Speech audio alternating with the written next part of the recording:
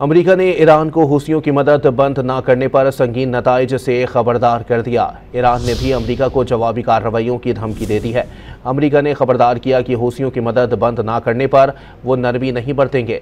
पैगाम दिया कि ईरान जौहरी हथियार रखने से दस्तबरदार हो जाए, बसूरत दीगर ईरान को भी नताइज का सामना होगा।